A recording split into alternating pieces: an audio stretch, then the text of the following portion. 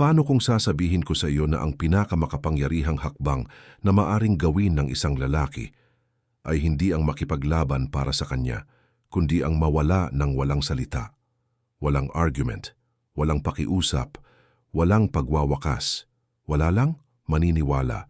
Ka ba na ang katahimikan ay mas malakas pa kaysa sigaw? Na ang pag-alis ay mas matindi pa kaysa kahit anong suntok? Hindi ito kahinaan, ito ay estratehiya. Ito ang ginagawa ng mga lalaking mataas ang halaga. Ang mga maskuladong lalaki ay hindi tumatakbo. Nawawala sila maligayang pagdating sa Marcus Aurelius Tagalog. Ngayon aalisin natin ang mga kasinungalingan na nagtatali sa iyo ng emosyonal.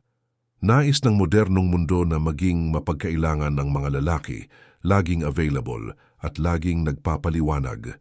Pero ang tunay na lakas, ang tunay na maskuladong enerhiya, hindi naghahanap ng pagpapahalaga o nagmamakaawa ng atensyon. Naging bagyo siya at pagkatapos ay nawala sa abot-tanaw. Hayaan mong ikwento ko sa iyo ang tungkol sa isang lalaki. Ibinigay niya ang lahat sa kanya, oras, katapatan, kahinaan. Nakinig siya nang umiyak siya, nagpakita siya nang tawagin siya.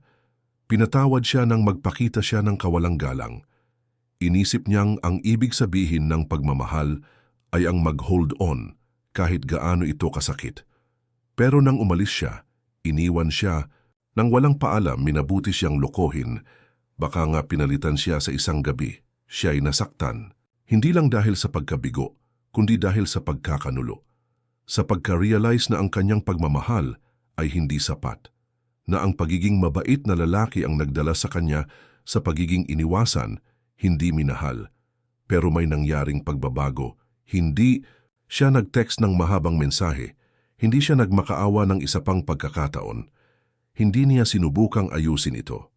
Pumili siyang manahimik. Inaasahan niyang makikita siya ng umiiyak, pero wala siyang nakuha. Inaasahan niyang siya'y susundan, pero binigyan siya ng distansya. Inaasahan niyang magiging prize siya. Ngayon siya na ang nagmamasid habang nawawala siya. Doon nagsimulang magbago ang kapangyarihan. Hindi ito laro, ito ay prinsipyo. Itinuturo ng Stoicism na dapat natin pangibabawan ang ating nararamdaman. Hindi ito maging nangingibabaw sa atin. Inilantad ng dark psychology ang lakas ng kawalang interes at kontrol sa emosyon. Kapag pinagsama-sama, ginagawa nitong hindi matitinag, hindi toksiko, hindi malamig, simpleng tapos na sa pagpapaliwanag ng iyong halaga. Ang video na ito ay ang iyong gabay. 10 brutal at malinaw na mga leksyon na kailangan matutunan ng bawat lalaki pagkatapos ng pagkatalo sa pag-ibig. Hindi ito para sa mahihinang loob.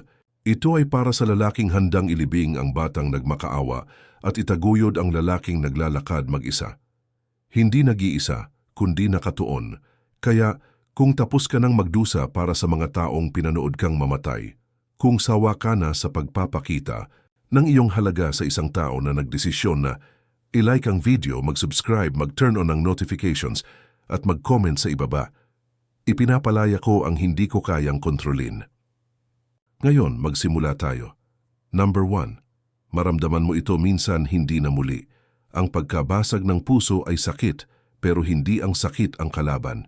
Ito ang guro. Nang umalis siya, para bang kinuha ang hangin mula sa iyong mga baga, paulit-ulit na bumabalik sa iyong isipan ang huling pag-uusap. Ang kailangan ko ng espasyo, ang malamig na paalam, ang pagbabago ng tono ng kanyang boses nang itigil niyang makita kang prioridad. Ang sakit na iyon, iyan ang iyong babala. Iyan ang iyong katawan na nagsasabing may kailangan baguhin. Hindi lang sa kanyang pag-uugali, kundi pati na rin sa iyong mga pamantayan. Tingnan mo, ang isang maskuladong lalaki ay nararamdaman ang lahat, pero minsan lang siyang dumaan sa pagdurusa. Hindi siya nananatiling sugatan, hindi siya nagmumuni, hindi siya umiikot sa mga paano kung. Ramdam mo, hinarap mo, ginamit mo. Karamihan sa mga lalaki ay nalunod sa sakit ng pagkabasag ng puso dahil tinatanggihan nila ang sakit. Sinusubukan nilang patagilid ito sa pamamagitan ng mga distractions, rebound, addiction, walang katapusang pag-scroll, pekeng mga ngiti. Pero ang ginagawa lang nito ay pinalalala ang paghihirap. Kung gusto mong putulin ang siklo, makipagtagpo ka rito. Hayaan mong mag-ukit ito sa'yo.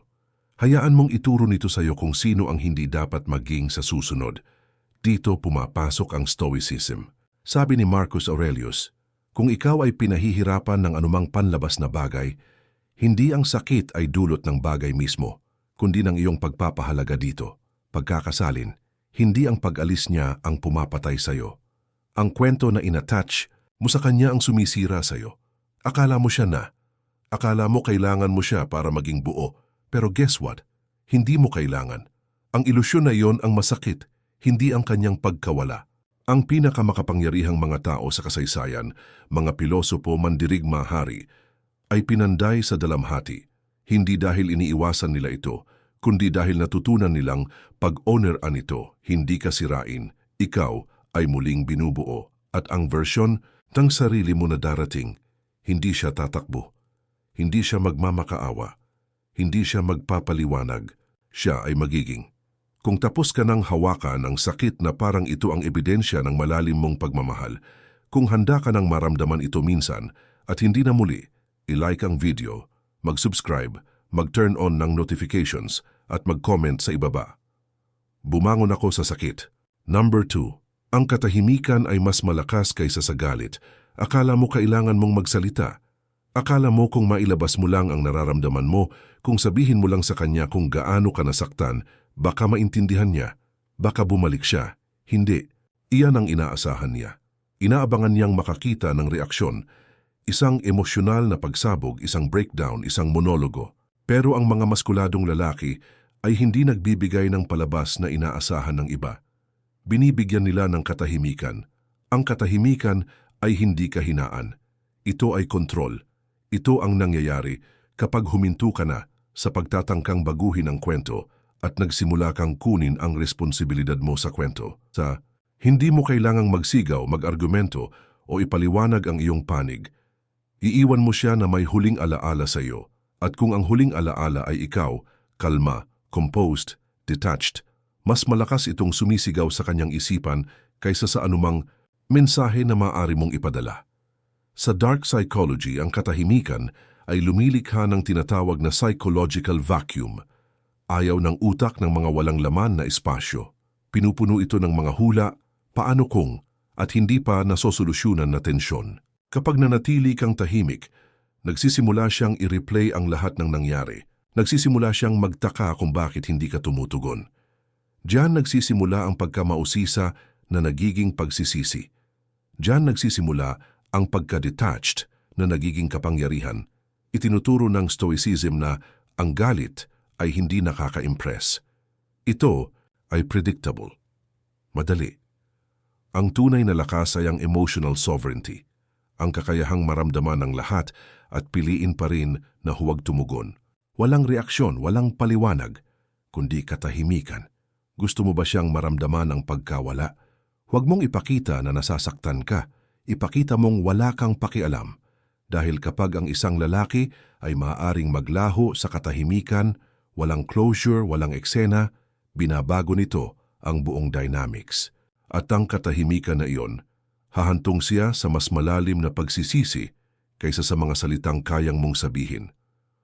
Kung tapos ka na sa patuloy na reaksyon at handa ng mastery ng sining ng katahimikan, i-like ang video, mag-subscribe, mag-turn on ng notifications at mag-comment sa ibaba. Ang katahimikan ko ang aking kapangyarihan. Number 3. Tigilan mo na ang pagpapaliwanag. Tuwing nagpapaliwanag ka sa isang tao na matagal nang nakapagdesisyon, binababa mo ang iyong halaga. Ginagawa mong debate ang iyong dangal. Sinusubukan mong ipaliwanag ang iyong pagmamahal, ang iyong katapatan, ang iyong presensya na hindi naman dapat kailangang ipaliwanag mula sa simula. Hayaan mong linawin ko. Pagkatapos mong magsimulang magmakaawa at ipaliwanag ang iyong kaso, tapos na ang lahat. Umalis siya, lumayo siya, pinili niyang maglayo, iyon ang mensahe. Hindi mo na kailangang i-decode ito, hindi mo na kailangang magbigay ng listahan ng mga dahilan kung bakit naging mabuti ka sa kanya. Alam niya, naalala niya, ngunit hindi umaalis ang mga tao dahil nakakalimutan nila ang halaga mo. Umaalis sila dahil akala nila hindi ka aalis. Tigilan mo na ang pagsubok na maintindihan ng isang tao na nakikinabang sa hindi pagkakaintindi sa'yo. Ang maskuladong lalaki ay hindi desperado na marinig. Nagsasalita siya ng isang beses, namumuhay siya ayon sa kanyang code. Kung hindi nila maintindihan, pwede silang umalis. Kapag hinahabol mo ang kalinawan mula sa isang tao na nag-ghost sa'yo, nag-disrespecto sa'yo, o pinalitan ka, ibinibigay mo sa kanila ang lahat ng iyong kapangyarihan. Maliwanag ito sa dark psychology. Mas hinahabol mo ang validation, mas kaunti ang nakukuha mo. Ang mga tao ay likas na pinahahalagahan ang kakulangan. Kapag laging available ka, laging nagpapaliwanag, laging humahabol, tinataboy ka nila. Ngunit maglaho ka ng walang salita at ngayon ikaw ay isang misteryo. Ang misteryo ay lumilikha ng halaga. Ang stoicism ay tungkol sa paggalang sa sarili. Hindi mo kailangang ipagtanggol ang iyong halaga. Ipinapakita mo ito sa katahimikan. Naglalakad ka ng may paninindigan, hindi pagpapaliwanag. Kung mali ang paghusga sa iyo, ayos lang. Hindi iyon iyong pasanin. Iyon ang kanilang pagkatalo. Kaya kung tapos ka na sa pagpapaliwanag ng iyong presensya sa mga taong tinuring ito bilang isang option, i-like ang video, mag-subscribe, mag-turn on ng notifications, at mag-comment sa ibaba. Hindi ako humahabol, ako ang inaakit. Number 4, ang batas ng kawalang interes. Ang kawalang interes ay hindi malamig. Hindi ito pagkaasim. Hindi ito pagpapanggap na wala kang pakialam. Ito ay tunay na hindi na pagkakaroon ng pakialam. Iyon ang pagbabago. Iyon ang sandali na tumigil, kang mag-orbit sa kanyang atensyon at nagsimulang tumayo sa iyong sariling gravity. Dahil kapag hindi na siya makakontrol sa kung paano ka makaramdam, nawawala ang kanyang pagkakahawak sa iyo. Narito ang katotohanan, ang atensyon ay kapangyarihan at alam ito ng mga babae. Kapag siya ay lumayo na nahimik o tinutest ang iyong reaksyon, pinagmamasdan niyang makita kung mayroon pa siyang impluensya. Ang mahihinang lalaki ay nahuhulog sa bitag. Siya ay naduduwal, nagdodoble text siya. Nagpo-post siya ng cryptic messages. Sinusubukan niyang mag-trigger ng reaksyon. Ang maskuladong lalaki, hindi gumagalaw, hindi siya nanginginig. Inilalapat niya ang batas ng kawalang interes, sabi ng batas na ito. Anuman na hindi tumutugma sa iyong kapayapaan ay walang halaga. Hindi mo siya hinahabol, hindi mo siya kinamumuhian, hindi mo lang siya kailangan. Ang banayad na pagbabagong ito sa enerhiya, iyon ay psychological warfare dahil ngayon siya ang hindi sigurado. Siya ang nanonood ng iyong mga galaw. Nagtataka kung paano ka nakapag-detach ng ganun kadali. Ganun kabuo, ganun katagal. Ang kawalang interes ay nakaugat sa paggalang sa sarili. Tinuruan tayo ng stoicism na hindi dapat ang ating mga emosyon ay pinamumunuan ng mga panlabas na bagay. Hindi papuri, hindi pagtanggi, hindi pagmamahal. Kapag inalis ng isang tao ang kanilang presensya sa iyong buhay, huwag magmakaawa, huwag magpanggap. Tanggapin mo, ang kawalang interes ay ang pinakatahimik at pinakamatinding anyo ng kapangyarihan dahil hindi ito naghahangad ng paghihiganti. Nakakalimutan nito na kailanman ay kailangan mo pa ito at narito ang pinakamatinding bahagi. Kapag hindi mo na pinansin, doon nila magsisimulang mapansin. Kapag ikaw ay nag-detach, nagiging hindi mahuhulaan ka at wala nang mas kaakit-akit o nakakagulat kaysa isang lalaki na akala nila ay kanilang pag-aari ngunit biglang hindi na nila maabot. Kaya kung tapos ka na sa pamumuhay ng may emosyonal na tali, kung handa ka ng masterin ang batas ng kawalang interes, i-like ang video, mag-subscribe, mag-turn on ang notifications at mag-comment sa ibaba. Ang detachment ay aking disiplina. Number 5. Maging salamin siya, hindi alaga. Tuwing siya ay lumalayo at ikaw ay humahabol, tuwing siya ay niyayakap ang kawalang galang at tinatanggap mo ito, tinuturuan mo siya na ang kanyang mga pag-uugali ay walang epekto. Iyon ang ginagawa ng mga alaga. Sila ay sumusunod. Sila ay nagmamakaawa. Sila ay sumusunod sa lahat ng utos. Pero hindi ka narito para maging kanyang emosyonal na alaga. Nandito ka upang maging kanyang salamin. Ang salamin ay hindi humahabol. Ang salamin ay nagre-refleksyon. Kung siya ay magiging malamig, ikaw ay magiging mas malamig. Kung siya ay magkakaroon ng kawalang galang, ikaw ay magdidistansya. Kung siya ay lalayo, ikaw ay maglalaho. Hindi para maglaro ng laro, kundi upang ipakita sa kanya kung ano ang ipinapakita niya sa iyo. Iyon ay emosyonal na chess, hindi emosyonal na gulo. At kapag napagtanto niyang ang kanyang mga aksyon ay may katumbas na mga epekto, magbabago ang lahat. Nakikita mo maraming lalaki ang iniisip na ang pagiging tapat ay nangangahulugang pagtiis sa kawalang galang. Nababanggit nila ang walang kondisyon na pagmamahal bilang walang kondisyon na pag-access. Mali. Ang maskuladong lalaki ay hindi nagre-reward sa masamang pag-uugali. Hindi niya ipinaliliwanag ang kanyang mga pamantayan. Tinatanggal na lang niya ang sarili kapag nalabag na ang mga iyon. Iyan ang paraan para maibalik ang kontrol ng hindi itinaas ang iyong boses. Iyan ang paraan upang ipakita ang lakas ng hindi kailangan gumalaw ng isang daliri. Sinasabi ng dark psychology na ang mga tao ay nagbabago lamang kapag ang mga epekto ng hindi pagbabago ay nagiging hindi komportable. Ang epekto ng iyong salamin ay nagdudulot ng hindi komportabling pakiramdam. Hindi mula sa puot, kundi mula sa katotohanan. Dahil kapag nakita niyang siya ay nakatingin sa kanyang sarili sa pamamagitan ng iyong reaksyon, siya ay lalago o aalis. Anuman ang mangyari, ikaw ang nanalo. Anuman ang mangyari, ikaw ang may kontrol. Ang Stoicism ay tungkol sa pagkakasundo, hindi mag-react dahil sa emosyon, kundi kumilos ayon sa prinsipyo. Kung siya ay wala sa balanse, hindi mo siya itatama, pababayaan, mong maramdaman niya ito. At kung siya ay babalik, iyon ay dahil naramdaman niya ang kakulangan. Hindi dahil ikaw ay nagmakaawa para punan ito. Kaya kung tapos ka na sa pagiging tapat sa dysfunction, kung handa ka nang mag-reflect, hindi humabol, i-like ang video, mag-subscribe, mag-turn on ng notifications at mag-comment sa ibaba. Ako ay nagmamatch ng enerhiya, hindi emosyon. Number 6, itayo ang iyong kuta, umalis siya. Mabuti. Ngayon gamitin ang sakit na iyon bilang gasolina dahil nang umalis siya, binigyan kanya ng isang bagay na hindi mabibili, espasyo.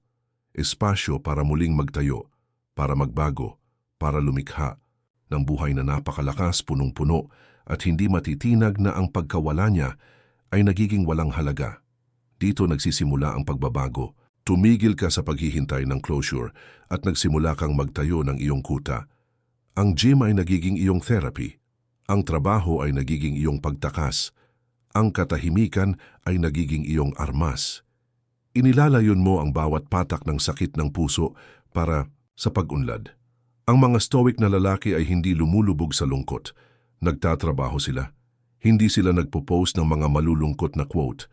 Nagtatayo sila ng mas malakas na katawan, mas mabuting ugali, mas maayos na sistema. Hindi ka bumangon mula sa sakit ng puso sa pamamagitan ng pagsasalita tungkol dito. Bumangon ka sa pamamagitan ng paglabas dito. Hindi ito para ipakita sa kanya. Hindi ito tungkol sa pagpapagalit sa kanya. Ito ay tungkol sa pagiging version ng iyong sarili na hindi na muling magmamakaawa. Ang version ng iyong sarili na hindi tumatanggap ng kalat, na hindi nagre-react sa katahimikan, na hindi kailangan piliin dahil siya ay palaging pumipili sa sarili. Niya sa dark psychology, tinatawag ito na identity shift. Kapag ang sakit ng iyong nakaraan ay naging labis na, tinatanggal mo ang version ng iyong sarili at gumagawa ng bago. Isang bagay na nakatutok, delikado at hindi matitinag. Iyan ang iyong kuta. At kapag ikaw ay nasa loob nito, emosyonal, mental, pinansyal, wala nang makakauyog sa iyong pundasyon. Kaya huwag tanungin kung iniisip ka pa niya. Huwag magtaka kung babalik pa siya. Marahil ay babalik siya, pero sa mga oras na iyon ikaw ay magiging ibang tao. Ang lumang version na nakilala niya, hindi na siya umiiral. Kung tapos ka na sa pagpaparalisa ng sakit at handa ka nang gawing mataas na lupa ang sakit ng puso, i-like ang video, mag-subscribe, mag-turn on ng notifications at mag-comment sa ibaba. Nagbubuild ako habang sila ay naglalaho. Number 7. Huwag kailanman sirain ang no contact. Totoo ang pakiramdam na gusto mong makipag-ugnayan. Gusto mong mag-check-in, malaman kung namimiss ka niya. Baka mag-send lang ng hope you're doing okay. Pero narito ang matigas na katotohanan. Tuwing sinisira mo ang no contact, binabalik mo ang iyong paggaling, ibinabarter mo ang iyong lakas para sa isang mabilis na dopamine hit. At para saan? Isang pirasong tinapay? Isang malamig na sagot? Hindi aksidente ang kanyang katahimikan. Kaya ang iyong katahimikan ay dapat isang desisyon. Ang no contact ay hindi isang taktika. Isa itong pagbabago. Ito ay ikaw na kumukuha muli ng iyong respeto sa sarili. Ito ay ikaw na humihiwalay mula sa emosyonal na kasino kung saan ang bahay ay laging nananalo. Dahil sa oras na mag-text ka, tumawag, mag-like o kahit manood ng mga story niya, nandoon ka na muli sa mesa at alam niya iyon. Sinasabi ng dark psychology na ang katahimikan ay tinatanggap bilang lakas at ang paglabag sa katahimikan ay nagpapakita ng kahinaan. Ipinapakita nito na may emosyonal na pag-aari pa siya sa iyong isipan. Binibigyan siya nito ng closure, kinukumpirma na naapektuhan ka pa. Pero kapag nanatili kang tahimik, kapag hinayaan mong magsalita ang distansya, pumapasok iyon sa kanyang balat. Nagtatanong siya, pinapaisip siya, pinipilit kanyang habulin. Malinaw ang stoicism. Huwag hayaang ang iyong emosyon ang magdikta ng iyong mga aksyon. Baka gusto mong makipag-ugnayan. Baka akala mo may kailangan pang sabihin. Pero iyon, ang nagsasalita ang emosyonal na isipan. Ang lohikal na lalaki, ang stoic na lalaki, ay nauunawaan na ang tunay na lakas ay hindi matatagpuan sa muling pagkonekta. Matatagpuan ito sa pagpapigil sa sarili. Umalis siya, kaya hayaan mo siyang magtaka kung ano ang pakiramdam ng mawalan ng isang lalaking hindi kailanman nagmakaawang mapanatili. Habang tumatagal ang iyong katahimikan, lalakas ang halaga mo. At kapag napagtanto niyang nawala siya, ikaw ay masyadong malayo na upang mag-alala. Kung tapos ka na sa pagbibigay ng pangalawang pagkakataon sa mga taong hindi pinahalagahan ka, i-like ang video, mag-subscribe, mag-turn on ng notifications, at mag-comment sa ibaba. Ang katahimikan ko ay mas malakas kaysa sa closure. Number 8. Hayaan siyang magdusa sa kanyang desisyon, nagdesisyon siya. Kung iniwan ka man niya, naglayo o pinapalitan ka bigla, hindi iyon aksidente. Isa itong desisyon. At ngayon, siya na ang may pasan na iyon. Huwag mo siyang tulungan. Huwag mong gawing madali. Huwag kang makipag-ugnayan para alalayan siya nang siya mismo ang naglikha ng katahimikan. Hayaan siyang magdusa rito. Hayaan niyang maramdaman kung ano ang pakiramdam ng mawalan ng isang lalaking gagawin ng lahat hanggang sa siya ay magising. Dito karamihan sa mga lalaki ay sumusuko. Akala nila ang pagiging mas mataas na tao ay nangangahulugang mag-check-in, muling buksan ang pinto, maging available sakaling magbago ang isip niya. Hindi iyon lakas. Iyon ay pagtataksil sa sarili. Dahil sa oras na bumalik ka, burado ang aral. Ipinagpapala mo ang masamang asal. Sinasabi mo sa kanya, pwede mo akong saktan at nandito pa rin ako. At iyan ang eksaktong dahilan kung bakit ka natatali. Gusto mong baguhin ang dinamika ng kapangyarihan. Huwag magmakaawa para siya ay magbago ng isip.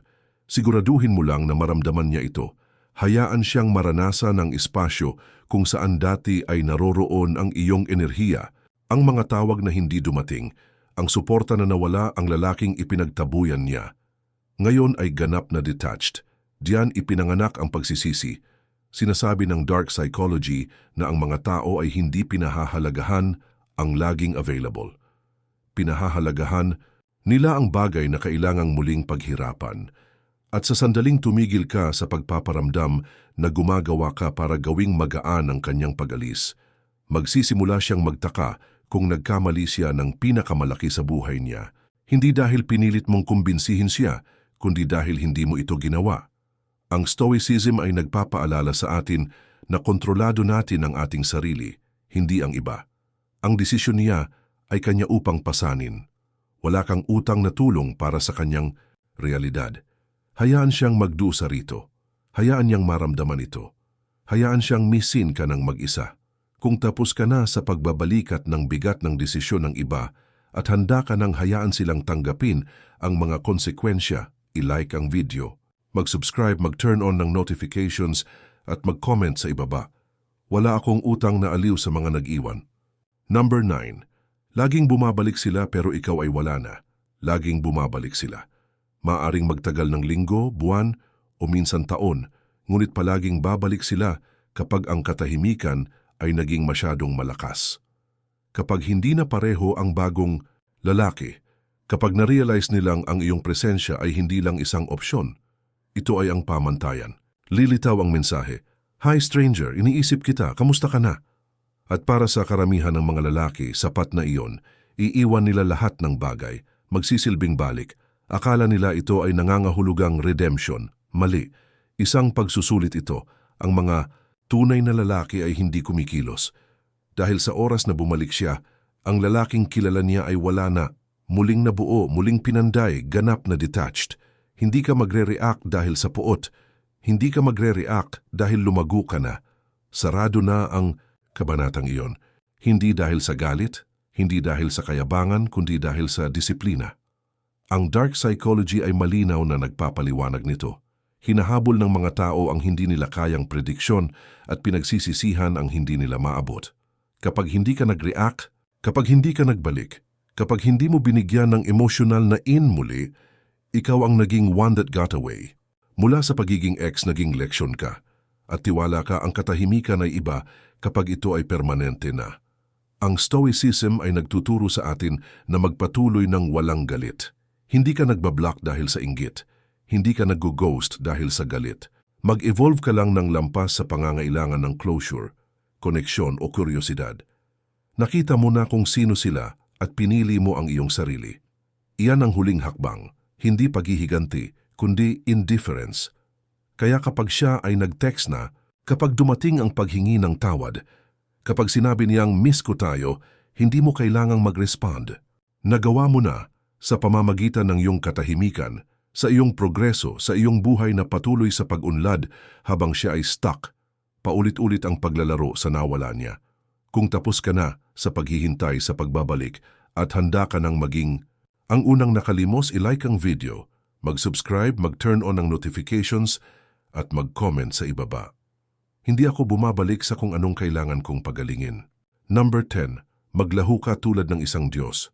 Kapag ang isang lalaki ay tunay na naglaho, hindi dahil sa ego, hindi para maglaro ng mga laro, kundi dahil tapos na siya, nag-iiwan siya ng katahimikan na wala ng apology ang makakapalit. Ang isang lalaking may tunay na maskulinidad ay hindi naglalaho upang parusahan siya. Naglalaho siya upang protektahan ang sarili, upang bawiin ang mga bagay na ibinigay ng masyado, upang tumaas mula sa ingay. Kapag naglaho ka tulad ng isang Diyos, hindi mo ibabagsak ang pinto. Dadaan ka lang dito nang hindi lumilingon. Tumitigil ka sa pagpo-post para makita. Tumitigil ka sa pagte-text upang maramdaman na may naghahanap sa iyo. Tumitigil ka sa pag-orbit sa kanyang mundo. Magtatayo ka ng sarili mong mundo. Tahimik, walang humpay, nang hindi nangangailangan ng palakpak o pagpapahalaga. At ang pagkawala mong iyon, magiging alamat. Dahil ngayon, ikaw ay umiiral lamang sa alaala, sa kanyang mga panghihinayang, sa anino nang nawala niya. Ipinapakita ng dark psychology ito ng malinaw, ang presensya ay nakakapagbigay ng ginhawa, ang kawalan ay nakakabahala.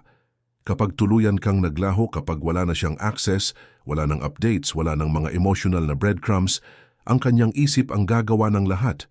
Pupunuin niya ang katahimikan ng mga what-ifs. Muling isusulat niya ang nakaraan. Magsisimula siyang magtaka kung siya ba ay nagkamali sa lahat ng bagay.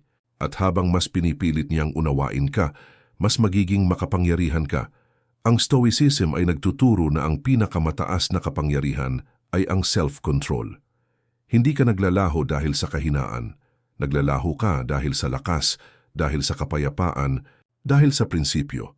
Hindi dahil ikaw ay nagtatago, kundi dahil ang bersyon mo na may access siya ay hindi na umiiral. Tumaas ka na, pumaitaas ka na, ito ang huling hakbang. Ang malinis na paghihiwalay, ang tahimik na pag-alis, ang magalang na pamamaalam na hindi niya inaasahan. At kapag tumingin siya pabalik dahil tiyak na gagawin niya iyon, mapapansin niyang hindi lang niya nawala ang isang lalaki, nawala niya ang isang kaharian. Kung handa ka nang maglaho mula sa mga espasyong hindi ka na pinahahalagahan, kung handa Kanang maglaho tulad ng isang Diyos, i-like ang video, mag-subscribe, mag-turn on ng notifications, at mag-comment sa ibaba. Ang aking kawalan ay ang aking legasiya, at tandaan, ang mga lalaking maskulino ay hindi nagmamadali. Naglalaho sila ng stoic, tahimik at panghabang buhay